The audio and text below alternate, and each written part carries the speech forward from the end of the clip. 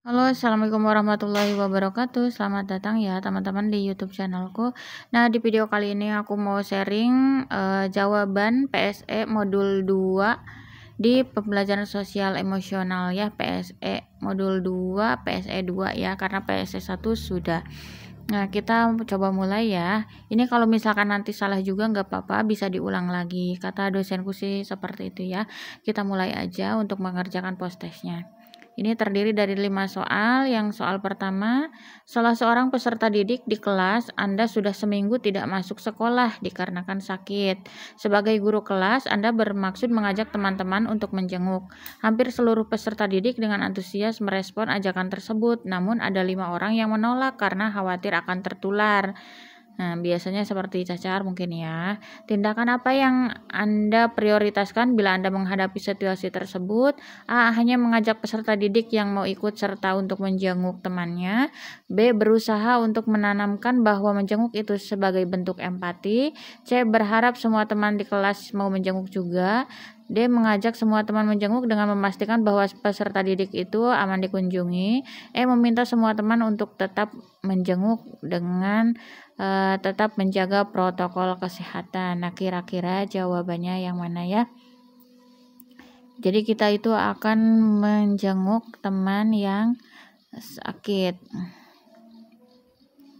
Jadi mungkin ini ya, mengajak semua teman menjenguk dengan memastikan bahwa peserta didik itu aman dikunjungi. Karena kalau misalkan seperti cacar itu biasanya menular ya. Jadi pastikan dulu penyakitnya penyakit apa, mungkin seperti itu. Terus atau bisa juga yang daya tahan tubuhnya kuat boleh kalau mau ikut. Terus nggak masuk, biasanya kalau peserta didik BSD itu biasa jenguk di rumah ya, ini bukan rumah sakit. Kalau rumah sakit nggak boleh banyakan ya. Kita lanjut nomor selanjutnya. Anda membeli makan siang di kantin namun melihat antrian panjang di kasir. Ketika kasir melihat Anda ingin membayar, ia mempersilahkan Anda untuk langsung ke depan karena Anda seorang guru. Anda sebenarnya ingin mengantri sebagaimana yang biasanya Anda ajarkan, namun Anda sedang terburu-buru mempersiapkan materi pembelajaran berikutnya. Apa tindakan Anda bila menghadapi kasus ini? A. Tidak akan mendahului antrian bila tidak dalam kondisi mendesak. B. Merasa tidak nyaman ketika harus mendahului antrian tersebut. C. Tetap mengantri sambil meminta untuk mempercepat pelayanan. D. Segera membayar dan berterima kasih kepada kasir karena memberi izin. E. Mengantri untuk menjadi contoh bagi guru dan peserta didik. Nah, kira-kira yang mana ya? Jadi kita tuh pergi ke kantin, terus kata ibu kantinnya buat ibu duluan, biasanya ya seperti itu. Nah, kalau misalkan untuk sosial emosional, karena kita temanya sosial emosional, mungkin ini yang lebih tepat ya. Mengantri untuk menjadi contoh bagi guru dan peserta didik.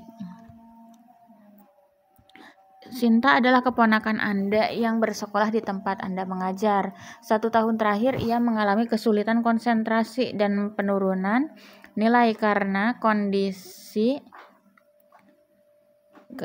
kondisi orang tuanya yang sering berkonflik di rumah. Ketika Anda menyampaikan kepada orang tua, mereka meminta Anda untuk membantu nilai Sinta.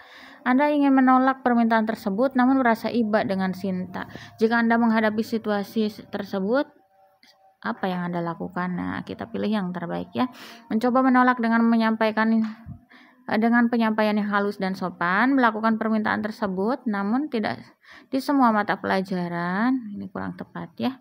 Meminta orang tua untuk bersama-sama membantu Sinta tanpa melakukan pelanggaran etika, memahami bahwa saya memiliki integritas yang harus dijaga, itu pasti ya.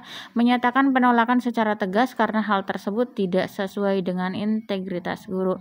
Jawaban E juga bagus. Nah, cuman kira-kira yang lebih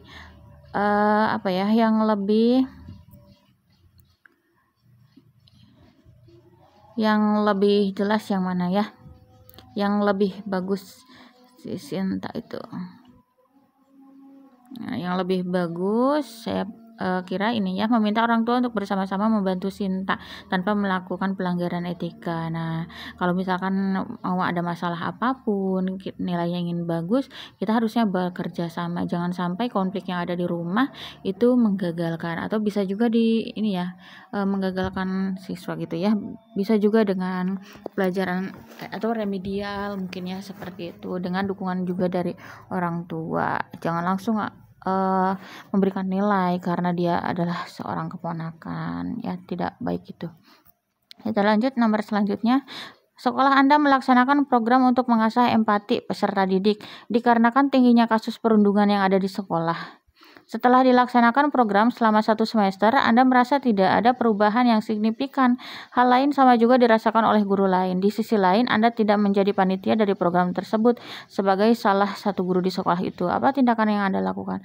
Nah, ini kita ada proses bullying, tapi kita tuh bukan seorang panitia. Jadi kira-kira mana? Berupaya untuk menggali informasi dari peserta didik, merasa bukan menjadi tanggung jawab saya, itu salah. Meminta panitia untuk melakukan evaluasi program, memfasilitasi diskusi antara guru yang menjadi panitia dan non panitia, berdiskusi dengan pihak panitia terkait target program yang diinginkan. Nah, kira-kira yang mana ya? Jawaban yang tepat adalah memfasilitasi diskusi antara guru yang menjadi panitia dan non panitia. Jadi di sini kita bisa bertukar pikiran atau bisa memberi masukan juga ya. Nah, kemudian soal yang terakhir, di pertemuan hari ini Anda ingin peserta didik memberikan contoh konkret dari setiap sila Pancasila. Ketika Anda mencoba menanyakan satu persatu, ternyata mereka tidak dapat menyebutkan sila-sila tersebut. Padahal Anda telah menyampaikan materi tentang sila Pancasila beserta simbolnya masing-masing pada pertemuan sebelumnya. Sebagai guru PPKN, bagaimana Anda menyikapinya? A. Meminta peserta didik mendiskusikan kelima contoh sila di dalam kelompok yang telah ditentukan, mengulangi materi sebelumnya dan meminta peserta didik memberi jawaban tertulis. C. Memaklumi kesulitan peserta didik dalam mencari contoh konkret secara individual, salah ya. Membagi kelas ke dalam 5 kelompok berdasarkan sila dan mendiskusikan contoh tiap kelompoknya.